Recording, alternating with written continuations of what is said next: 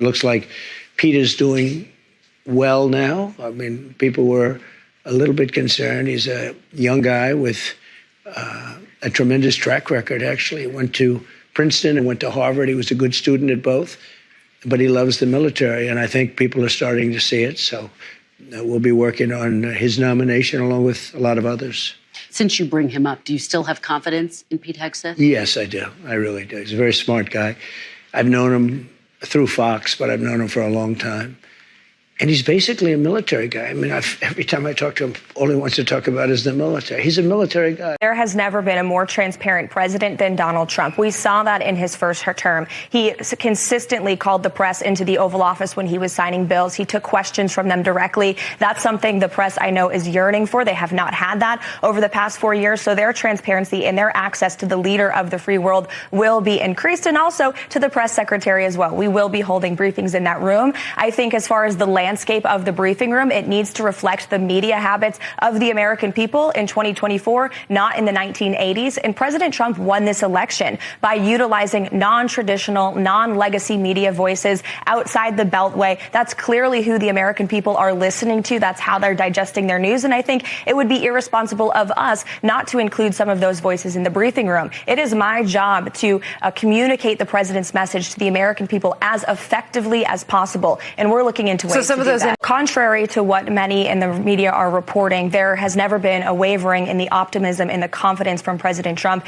in Pete Hegseth. He is brilliant. He is intelligent. He is a war fighter, a decorated combat veteran who honorably served this great country. And when you hear him speak on Capitol Hill, you hear how passionate he is to stand up for the war fighters, the men and women who are honorably serving this country in uniform. The Pentagon is clearly failing the American people. Look at the conflicts we are embroiled in abroad. They just failed their 7th audit in a row. The American people elected President Trump to nominate outsiders who are not entrenched in Washington politics to shake up the swamp. That's exactly what Pete Hegseth is going to do. That's why the swamp is after him. President Trump stands by him 100%. Pete is there and was put there to reform a place that badly needs reform. That's why President Trump nominated him. I can tell you what I'm hearing from the soldiers, what I'm hearing from the troops is a sigh of relief and cheering Pete on. And let me tell you what, Jesse, this is a building that failed an audit, not once, not twice, but 7 times of over $800 billion. And by the way, they had 7 years to get ready for the audit. So that's 14 years in and of itself. Recruiting is in crisis. Readiness is down. I held up a bag in one of my own hearings, a bag of bolts that cost $90,000 by the time the Department of Defense certifies them. You know, I mean, come on. I remember it. We covered it. It's not acceptable. Remember, like that's what people are fighting for. The $70,000 toilet.